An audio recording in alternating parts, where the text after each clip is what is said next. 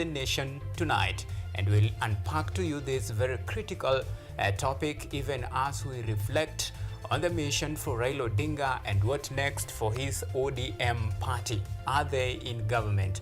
And what is this the next move that Raila is currently doing the consultative meeting with the elders and of course the ODM party leadership affiliate and of course Kenyans. That and many more in our State of the Nation tonight. But first thing first, our top stories.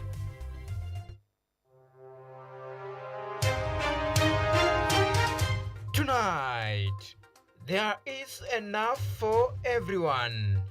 Ruto assures coast residents that the region will not be left behind in the broad-based government. Deal or no deal? We decide. Kenyans divided over Raila-Ruto alliance says the power belongs to the people. Also tonight, we are better off with NHF.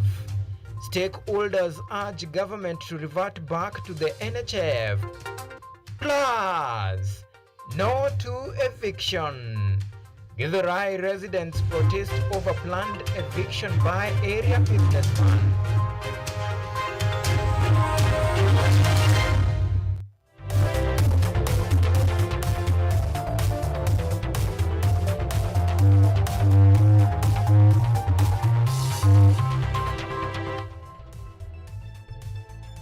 This is Kutv Primetime News with Auma Evans. Once again, many thanks for joining us tonight. This is the 25th day of February, the year 2025. Indeed, it's a day that a lot is happening, and of course, you are just right on time for the latest update in the world of politics, business, and sports. Our sign language interpreter tonight is Jennifer Obuya. Remember, you can talk to us on all of our social media platforms. We are coming to you live on YouTube at KUTV News Live. You can tweet us on X at KUTV_Kenya. Remember to use the hashtag State of the Nation, and we'll be sure to sample all of your feedback at the tail end of our bulletin tonight. So tonight we begin with the latest in the world of politics. Now, President William Ruto has affirmed coast residents that the region will not be left behind in his broad-based government. The president said this during his Kwale County tour today, where he launched several development projects. Our very own Blue Smile Hassan is on that beat tonight.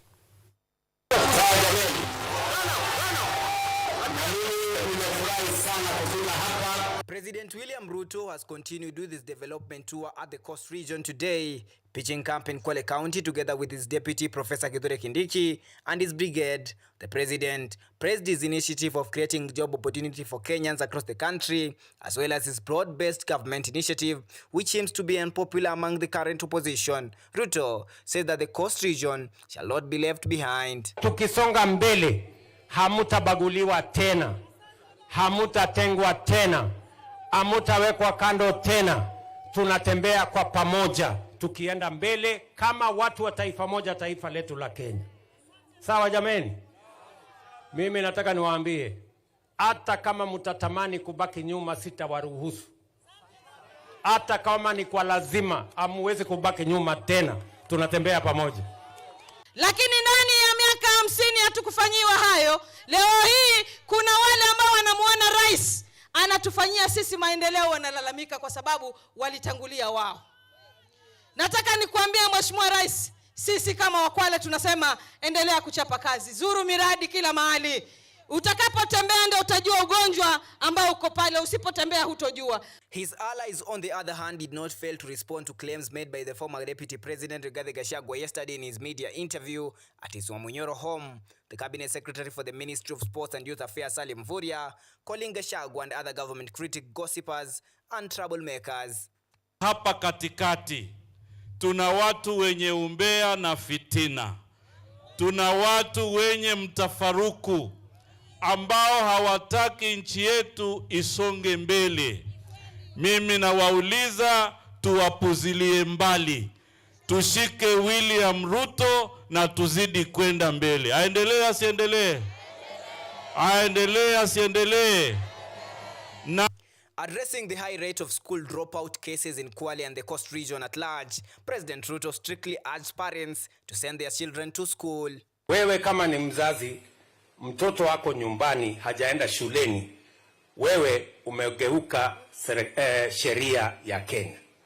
Kila mtoto tunataka awe shuleni. Mtoto akishafikisha umri wa kwenda shuleni asipeleke kuchunga ng'ombe. Atachunga ng'ombe akirudi kutoka shuleni. Ninyi mnanielewa? Mbona mmenyamaza ama nyinyi ndio mnapeleka watoto kwa kwenda kuchungisha ng'ombe? President Ruto launched various projects in Kwale, including the 1.4 billion shilling last mile connectivity project. He also laid the foundation stone of the X-ray block and officially opened the theater block at the Mkogani Sub-County Hospital alongside other projects. The president is expected to continue with his tour at the coast for the next 4 days. Blue Smile Hassan, KUTV. All right, thank you, Blue Smile Hassan, for that comprehensive reporting. Now, still matters politics.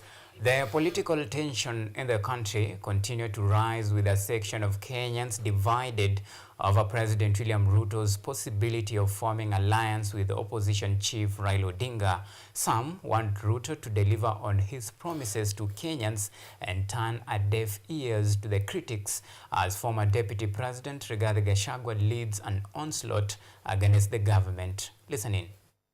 As the political temperature in the country continues to hit high fever pitch, Kenyans are now divided on the current state of affairs. The newly formed alliance between President William Ruto and opposition chief Raila Odinga eliciting mixed reaction. Many youths, popularly known as the Gen Zs, have expressed frustrations over unmet expectations, particularly regarding the employment opportunities and economic empowerment. The advice to the head of state was pretty simple: focus and deliver on your promises. I think it's time the opposition goes back to doing its work, especially after Raila lost his seat at the AUC. He should join hands with his party and begin opposing. Some of the things the government is doing are not good.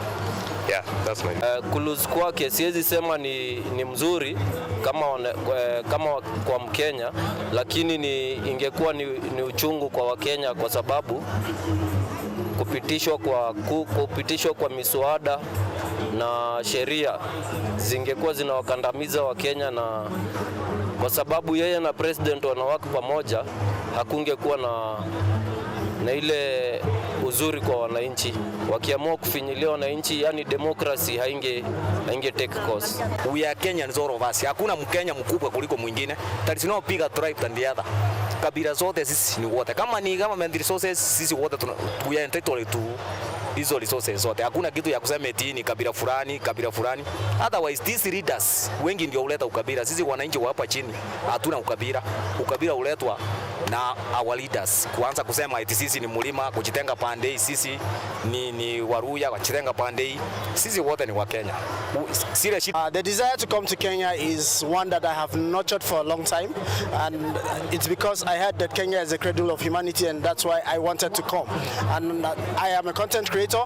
I've seen a lot of people come to Kenya and actually do well. So I'm here in Kenya, and I must say I really appreciate what the government of Kenya has done in Kenya. People may have different opinions, but as an African and as somebody who has traveled other countries, I must give it to the government of Kenya because they have done a lot in terms of infrastructure, providing an enabling environment. I've been on these streets around 2 a.m., 3 a.m., and I see people move, so there's a form of security. It means the government is doing something. Most of the things you guys complain about, I am a foreigner, I cannot complain about it because you guys talk about taxes. I don't think I'm directly affected by most of those taxes. Every foreigner is being affected with the ones we know. It's somebody's country. They say when you go to Rome, do what the Romans do. So when we come and they say we are supposed to pay this, we pay them.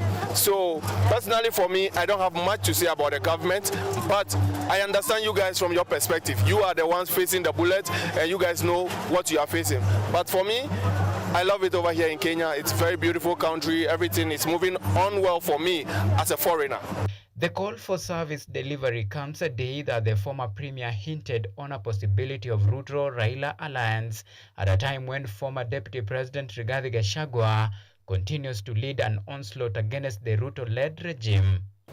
I'm back home here. I'm going to meet with my friends, my supporters, and I'm going to consult widely what's going on forward, and in due course we're going to announce our way forward. So we'll give a way forward very, very shortly. As Kenyans wait for former Prime Minister Raila Odinga to give direction on his next political move after missing out on AUC seat, the message here is crystal clear.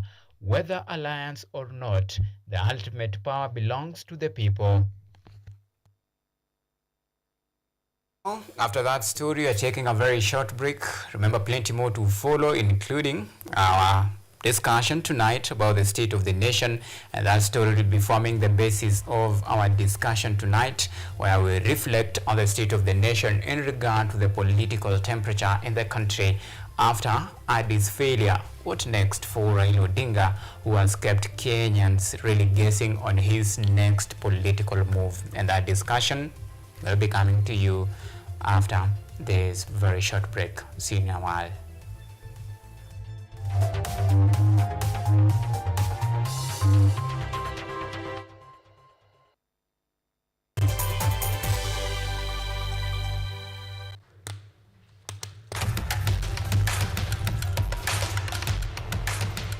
Access to knowledge,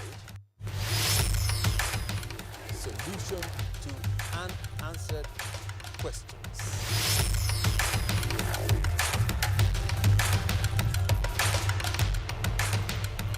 Guidelines to pursuing your rights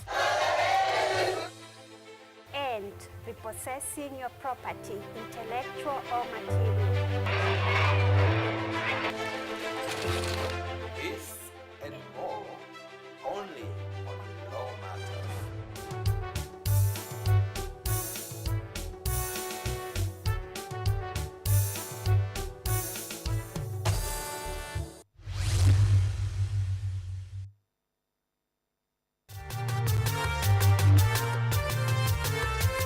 Swala ibuka ni kuwa wazee kwa njia moja au nyingine wametelekezwa.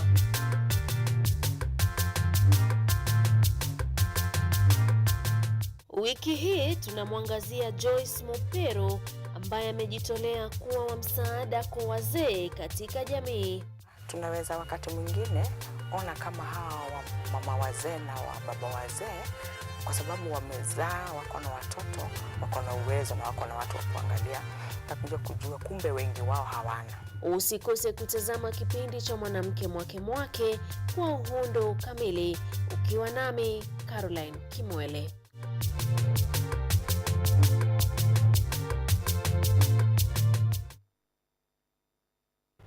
From the hospital corridors, we bring you experts to discuss issues affecting your health, from diet to mental health. The familiar and the ignored are both put into perspective. We then dive into the environment and look at the effects of climate change and its solutions. Join me, Mutegi K. Martin, every Friday at 9 p.m. as we learn on how to better our health while taking care of our environment. Only on KUTV.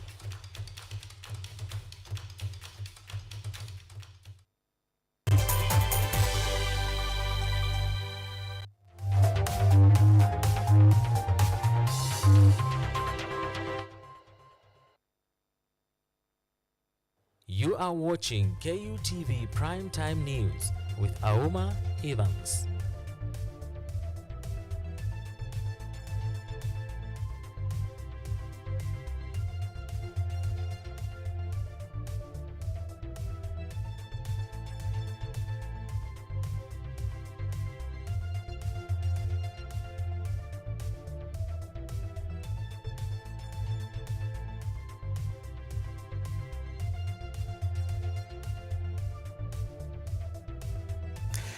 Alright, welcome back and thank you for keeping it State of the Nation. Remember, you can keep talking to us on all of our social media platforms. We're coming to you live on YouTube. You can tweet us on X at KUTV_Kenya, at Auma Events. The hashtag always to use, State of the Nation. And now, I want to usher you into our discussion tonight about the state of the nation. And of course, a lot has been happening in the political scene. And of course, yesterday, the former Premier Raila Odinga hinted on a possibility of forming an alliance with President William Ruto. But that is a discussion that will first undergo a very thorough vetting and of course consultations with the members of the Orange Democratic Movement Party, Kenyans at large, and of course to chart the next course of action. All this, remember, President William Ruto currently is on a coastal tour of development,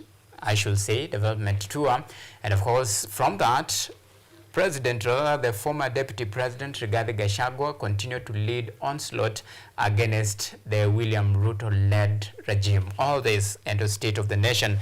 And of course, to help me unpack this very important discussion is my guest tonight, Muremi Karani. He is an advocate of the High Court and a consultant and a political analyst. Muremi, asante sana for making time, wakili. Asante sana for having me.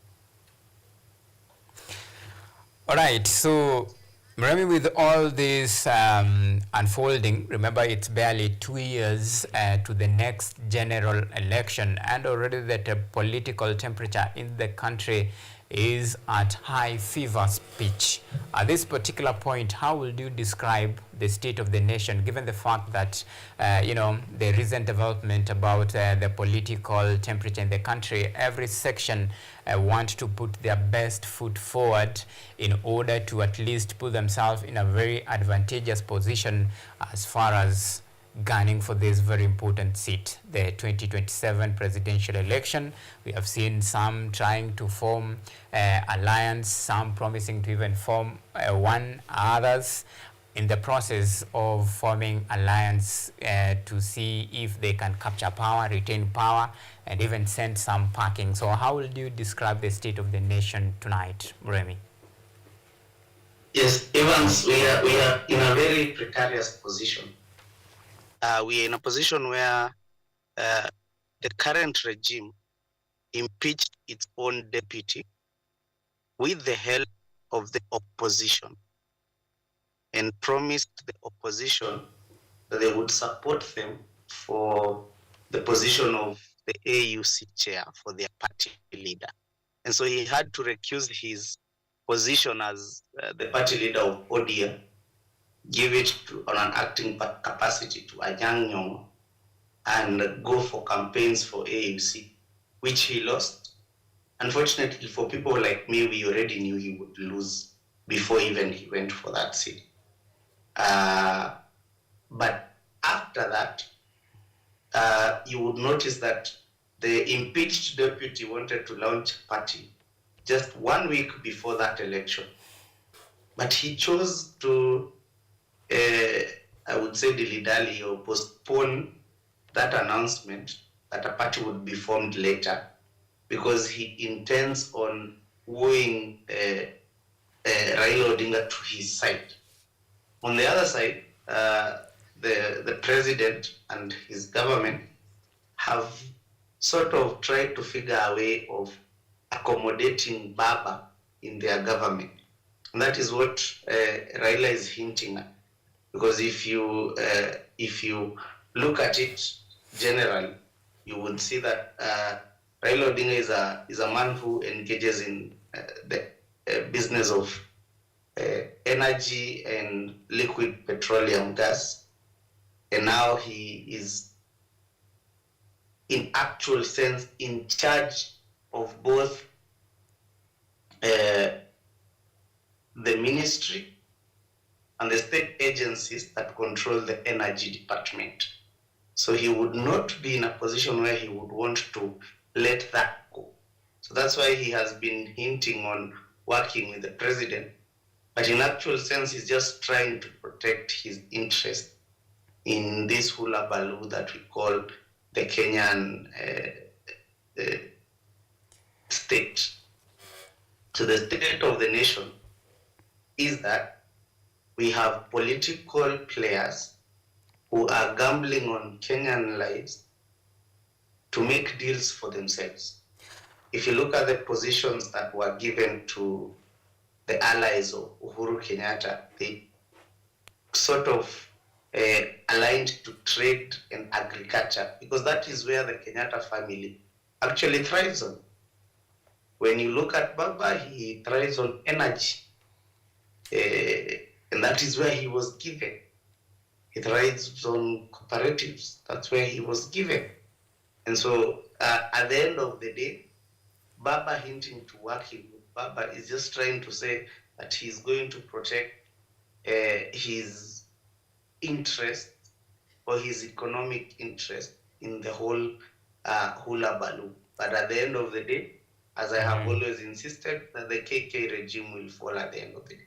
All right, and talking about now the Raila factor, remember this is Raila, in a just simple term, hypothetically speaking, Raila is this, the beautiful girl that every man wants to have by his side. I'm talking about now the alignment. Remember, we have the likes of the Rigathi Gachagua on the other side. We have President William Ruto, who are all after Raila's support or rather endorsement comes to the 2027 general election. Now let's talk about the Raila factor. Just how significant is he in the Kenyan politics, given now that the shape that the political temperature in the country is taking place? How crucial is the Raila factor in this all political conundrum? Unfortunately, and I say it with a heavy heart, that our politics is very tribal, and it has been for the longest while. You may try to assume that 2022 was not, but it was still very tribal. Now, Raila happens to be in control of the whole of the Nyanza region, the majority of the Luhya votes, that's the western region, and the majority of the coastal votes. Now that's Mombasa, Lamu, Kwale, Kilifi, Tana River, Taveta combined.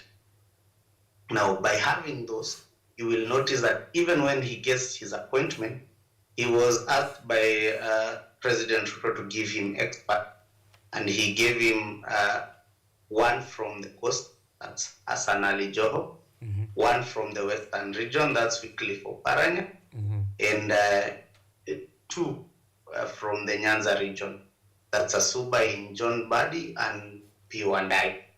And in actual sense, in the political scene of things, that's what he controls. And that is what has been the bargaining chip.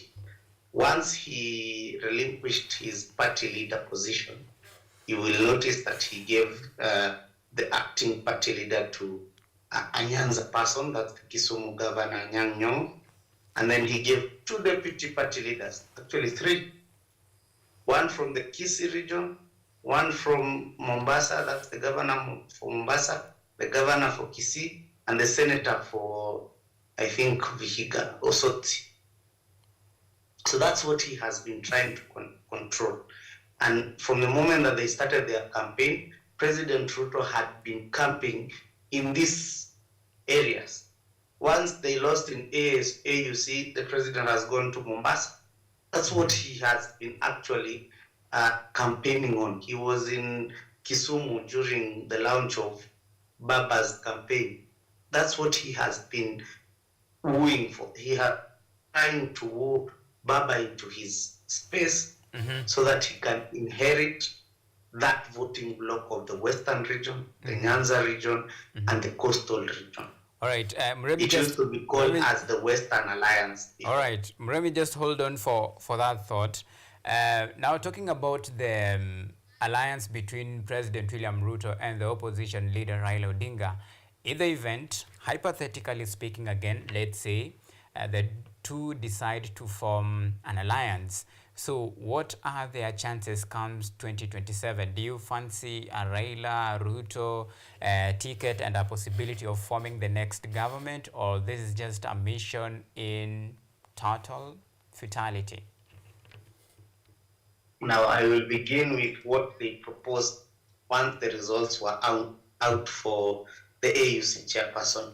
And they proposed to implement the NADCO report so that they can give Baba the position of prime minister. And it received such backlash from ODM, saying that you're assuming that Baba does not have work to do. We still have ODM as the opposition leader, still have to check this government. Remind you, they already got a court order saying that they are majority in parliament, and the speaker has refused with that position. So I believe that if in that position, in the circumstances that Ruto will work with Raila, it would mean that he would propose a running mate for Ruto in the 2027 elections. But it would not necessarily be that it would be Baba. But that would also implicate that for political purposes, here in Nairobi, ODM will lose. And that is why you see the likes of Babu Owino, who wants to be governor, the likes of Sifuna, who wants to retain his seat as senator, actually bolting out at this moment, because you will not underestimate the power of Kalonzo in Nairobi politics. And if you don't control Nairobi, then you might as well not control the national government. And that has been the push and pull.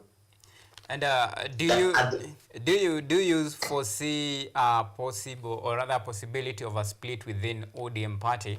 Remember, we have a faction of leaders who are really opposing this the broad-based government, and they are saying even if Raila Odinga supports William Ruto, they are bound to fail. Do you probably foresee a split in the near future? Actually, Baba has said that he will give a guidance in the near future. If the guidance that he is to give is that he's going to support Ruto for 2027, then I can promise you, as a political analyst, that he will lose Nairobi, that Babu Owino and Senator Sifuna will move out of ODM, that Simba Arati, the governor and the deputy party leader, the governor of Kisii, has already pledged his support for Fred Matiang'i in 2027. And so at the end of the day, I do not only foresee a split in ODM, but I foresee the fall of ODM if Baba was to declare that he's going to support Ruto in 2027. Either way, come 2027, IBC has already pronounced that they expect 5.6 million new voters. We had 7 million voters who did not actually vote in 2022. We count them mostly as Gen Zs and the youth. So at the end of the day, if you come to the numbers, and politics is already about numbers. So if you come to the numbers, even if Baba was to Ruto and give him his mercenary, he will not go anywhere. All right, and talking about now the Gen Z factor, which is very critical, you can remember clearly the events of the June 2024, that is the 25th of June 2024, where protesters actually breached the parliament, and you saw the fracas and the chaos, and it sent very clear message in regard to the direction of the country and what the young people feel about the regime. Now, this is a very critical area and component when it comes to the next general election. Is it fair to miss, or rather to ignore the force of Gen Z? Do you think there will be a big factor in the 2027 general election? Because we see politicians actually aligning in the same old formula, but there is a very critical block that is there. Even as we wind up this discussion, how would you describe the the factor of the Gen Z in this whole election cycle? I would point out that number one, I am biased because I was part of that Gen Z movement. I was in those protests. And number two, I actually vied in 2022. And I always believe that my main reason for not clinching the seat that I went for was because the youth did not turn out to vote. I went to the Supreme Court as an advocate of the High Court, claiming that there was voter suppression in the last election. Unfortunately, our matter was not heard, or the Supreme Court ruled that they could not hear that matter because we had started the matter. We had started the issue at the High Court, and it was at the Court of Appeal. We had actually won at the High Court against IEBC on some issues they were doing just to lock out candidates from the ballot itself. If you can remember, there was one case we won for Ruben Kigame to be included in the presidential ballot, but they said that they had already printed the ballots, and so they could not include him. And those were the issues that brought us to the Supreme Court on the real sense of voter suppression. And I would like our viewers to actually go in and research about what voter suppression actually is, because that was basically what happened in 2022. So I'm calling on all politicians and everyone who seeks an elective seat in the coming election that you will be a fool not to note the influence and the power of the Gen Z movement. We started calling out for the Djibouti candidate to be the AUC chairperson, and they laughed us off, and they didn't win. So if we go on this trajectory, they will laugh us off when we tell them that they will not win in 2027, and they won't. So I am just being honest and being blunt with them, that if you actually want to be serious or actually want to take this nation to the next level, then you better start by listening to the young people that you call immoral, that you say use social media for the wrong reasons. But you have to realize that these young people that you are calling immoral or naughty or that do not have manners have actually learned a way of making money through this social media and these online platforms. All right. So the 523 that you're used to sending bloggers won't make sense for them. It can't buy them. Okay. All right, Muremi, I'm sorry that is the time we all had for this particular discussion. Many thanks for making time to talk to us on this very important matter about the state of the nation, even as we reflect on the current political status in the country. That is Muremi Karani, the advocate of the High Court and the policy consultant and political analyst. Asante sana for making time, wakili. Karibu sana na nashukuru sana for the opportunity. God bless you. All right, now let's switch gears to some other stories we had prepared for you tonight. Now, Busia Senator Okiya Omtata has embarked on a nationwide data collection campaign to understand Kenyans' challenges under the Kenya Kwanza administration. His team visited Machakos County, engaging youths from the learning institution who highlighted struggles with the new university funding model and delayed help disbursement. Students also expressed frustrations over insecurity and lack of representation and limited job opportunities for young people. DJ Bokali, a strategist for Omtata's 2027 presidential campaign, stated that collected data will shape campaign strategies. Machakos marked the 8th county in the senator's tour of all 47 counties. We are here today because we want to know the people of Machakos. And when we do that, tutawathamini, we're going to value their voice. I think here in Kenya, we have gotten to a point whereby owning a business is almost a nightmare. The high cost of licensing, heavy taxation that the government have actually imposed on the small business enterprises. We want to drain the swamp from all the arms of the government.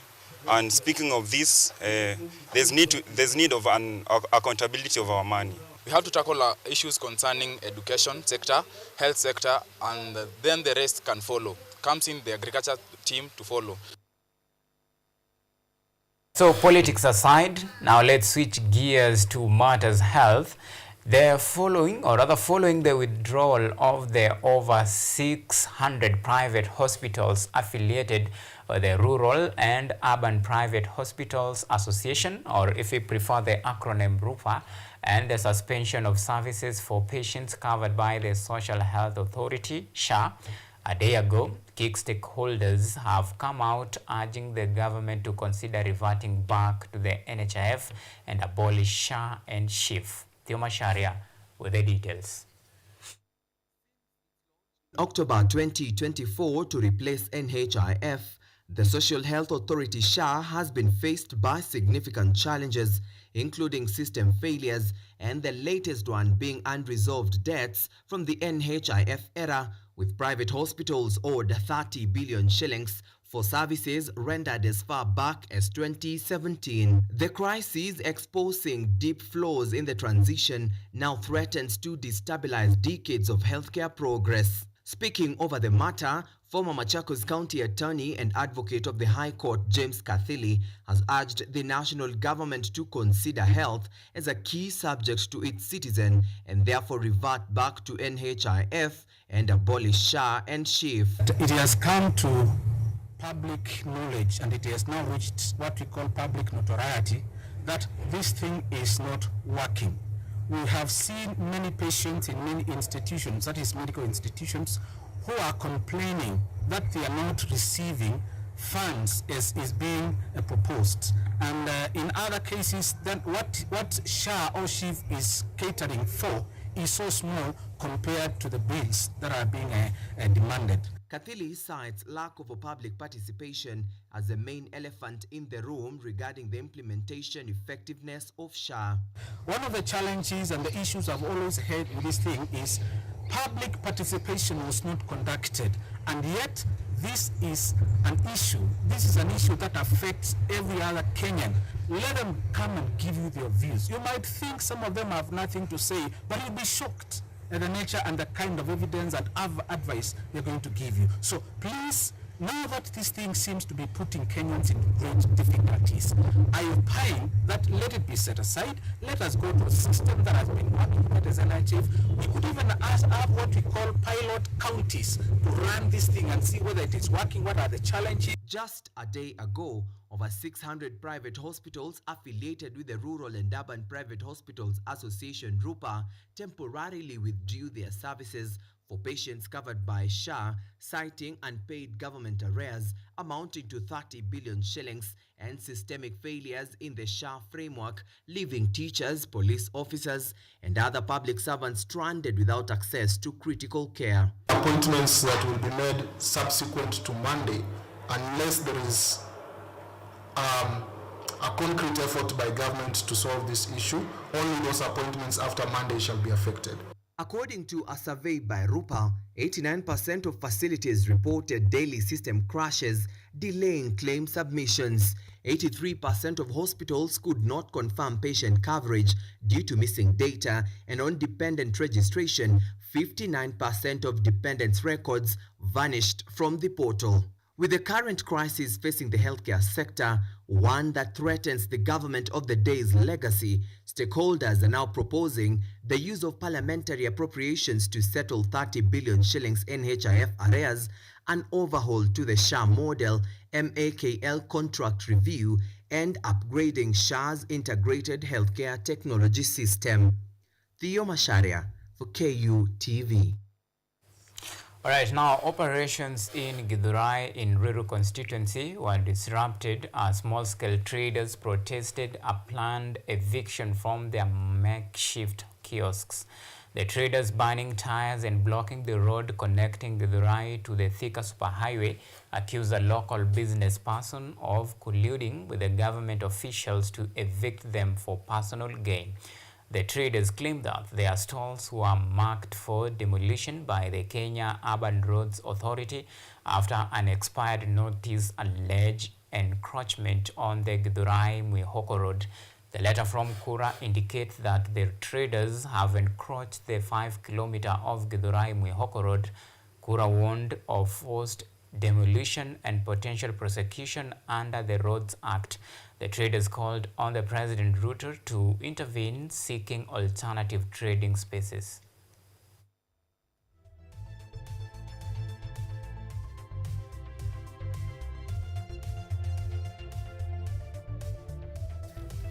All right, now let's take another very short break. Remember, plenty more to follow after the break. See you in a while.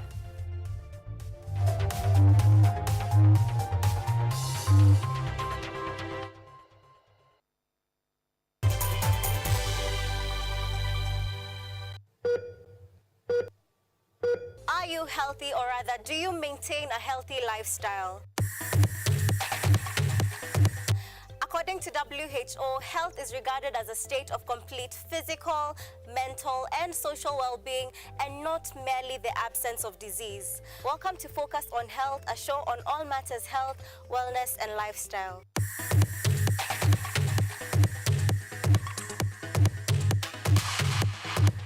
On this show, we cover a wide variety of topics inclusive of, but not limited to, dental, optical, mental, reproductive health, and so much more. Join me, Joy Bofenda, every Thursday at 7:30 p.m. on KUTV for compelling insights and discussions on all matters health. See you then. Focus on Health, your weekly dose of health and wealth information on KUTV.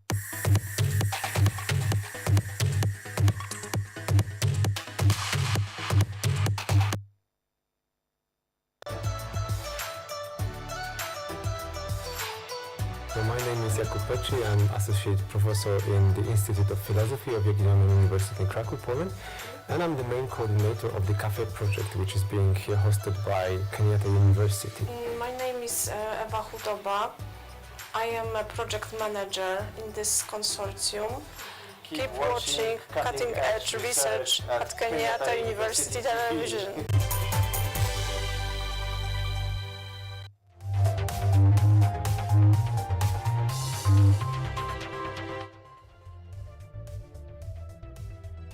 You are watching KUTV Primetime News with Auma Evans.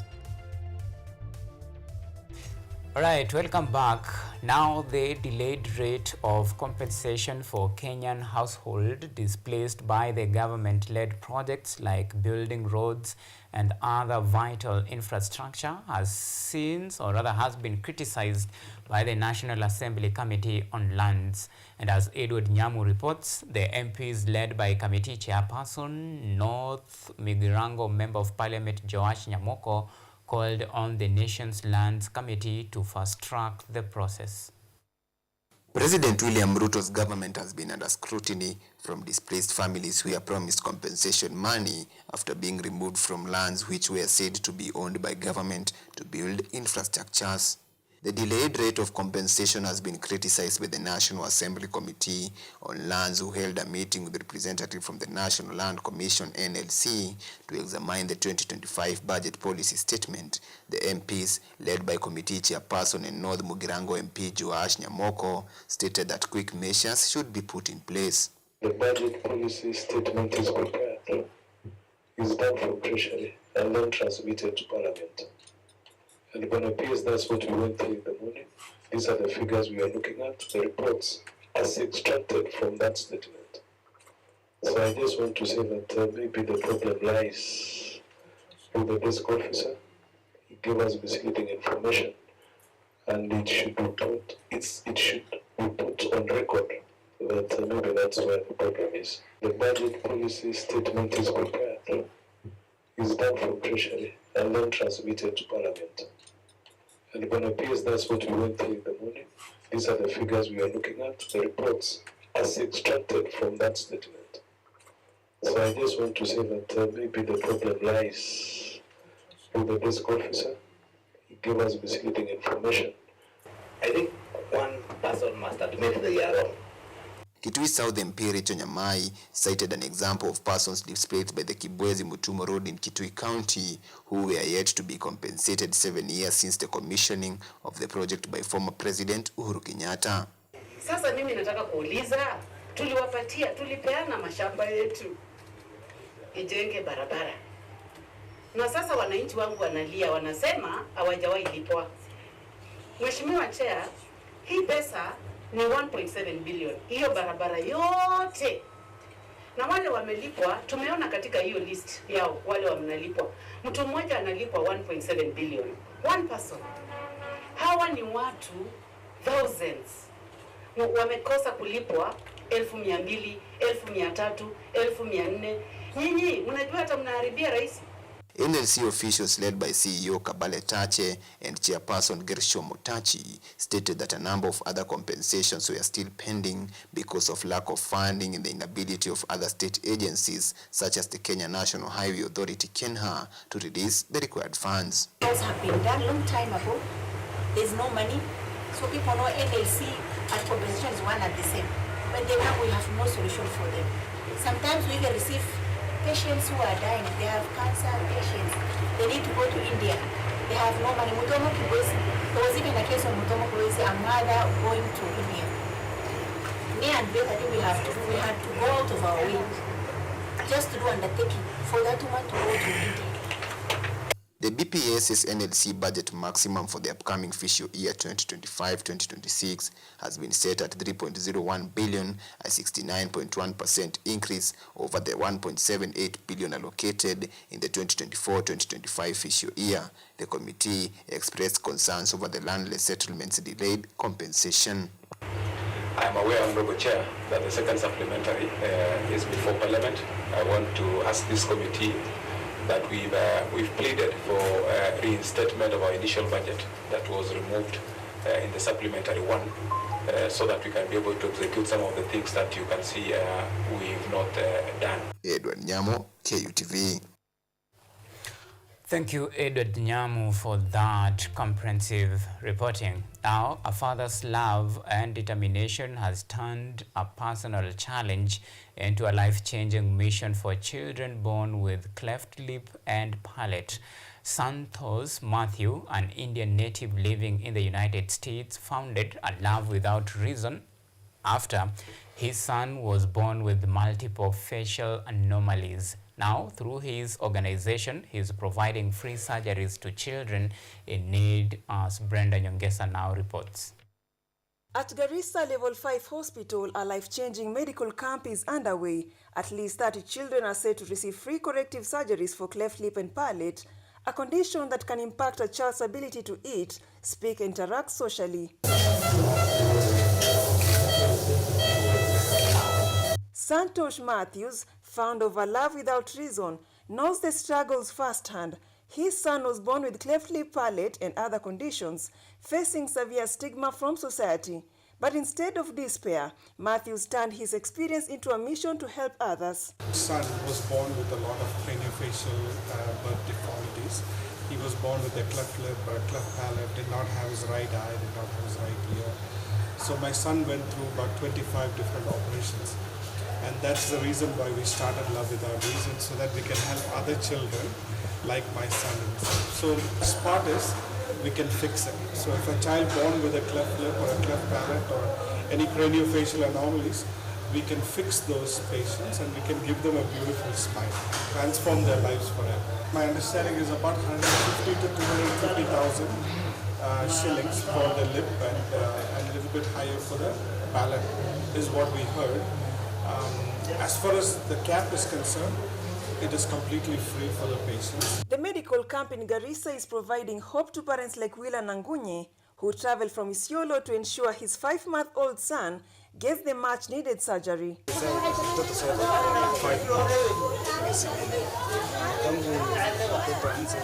Tangu nikupe mtoto nilishtuka sana kushangaa saa 10 kupata watu wanakutoka hapo. Itakuwa ni ile malana, lakini kuja kurealize this is a normal thing tegemea nilikuwa nimefika hapo. So wakati nilikuwa nikapata hii connection kuna support nilikuwa na it's a normal thing ikitoa ameishi kusupport. Kushauri wazazi kwa ajili ya watoto ambao wanatibiwa kwa wakati huu.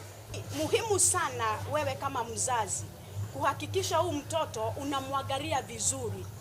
Njia moja, huu mtoto akitibiwa parrot hawezi kula vitu gumu. Kwanza kitu inahitajika sana kwa wakati huu akitoka theater, kuanzia hapo anafaa kukunywa apple juice. Apple juice ndio juice ambayo inahitajika na inafaa kupewa mtoto. Kitu kingine ni maziwa. Na wakati wowote mtoto anapewa kitu chochote kile, anafaa kupewa maji ambayo iko na chumvi kidogo aweze kukunywa ili aweze kuosha mdomo, kusiwe na kitu kimekwama pale ndani. Cleft lip and palate are birth defects that can be corrected through surgery, but for many families, the cost ranging from 250,000 shillings to 300,000 shillings makes treatment inaccessible. So far, Matthew's organizations has helped over 244 children across the country, advocating for an end to stigma and ensuring these children get a chance at a normal life. With more initiatives like this, many children will be able to smile with confidence, breaking the barriers of stigma and giving them a brighter future. Brenda Nyongesa, KUTV.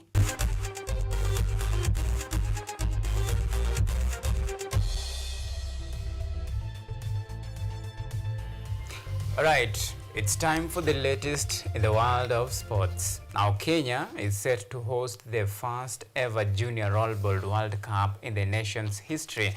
The tournament is scheduled to take place from April 15 to 22nd this year. The Rollball Federation of Kenya is currently in the process of selecting the national team that will represent the country in this historic event. The Rollball Federation of Kenya has begun the selection process for the team that will represent the country in the Junior Rollball World Cup, which will be held April 15th to 22nd this year, marking the first ever tournament in Kenya's history. This rapidly growing sport, which has attracted over 30 nations, will see Kenya's team hoping to utilize the skills and experience of its senior players who are already excelling on the international stage to ensure the World Cup remains on home soil. Kenya is privileged to have to host the first ever Junior Rollball World Cup. It has never been held in the world. It is coming to Kenya, and so many, we have at least, we have like 34 countries that give interest or to participate, but there is the deadline of 10th of March. Ours is just to produce a very good team. Secondly, we have to host a World Cup of its kind. The task now lies with the top coaches to ensure they sharpen the junior stars as they prepare to face other countries. It is a diverse group, which you really need to put a lot of effort, and we really need also the government to just come in and help. In the first Junior Rollball World Cup in the world, there is none other that has been hosted. So it is really just a privilege for Kenya to be able to be the first, hosting the first Junior World Cup. Of course, we will see great talent in this championship. We're expecting to see great talent because there are people who've grown with the game. But it's never an easy task. We always require, you can see from the sidelines, the Kenya Rollball Federation is very active. We want to test the agility of the kids. We want to test their skill in the game, actually ball control, skate control, agility, stability, speed, and everything, so that we actually know, we already know how the Indians and all the other countries play, and that's what we want to instill in the kids. So right now we want to build their energy and to actually build a positive mind in the kids to know that they can actually stand to win the World Cup, same as the seniors. As the selection process continues, teams participating in the World Cup have been given until March 10th to complete their registration. Auma Evans for KUTV, Nairobi.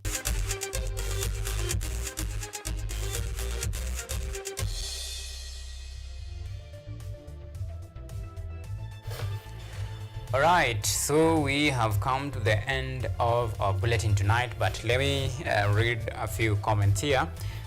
We have a comment from Veronica in regard to the state of the nation. Her thought, she says, well, the alliance between William Ruto and of course I should say President William Ruto and opposition leader Raila Odinga, it's just a mission in total fail. And that is Veronica. Then we have Simon, who says that at the end of the day, what matters is the stability of the country. Well, ladies and gentlemen, good people, thank you so much for making time, for keeping us a company in the last 56 minutes or so.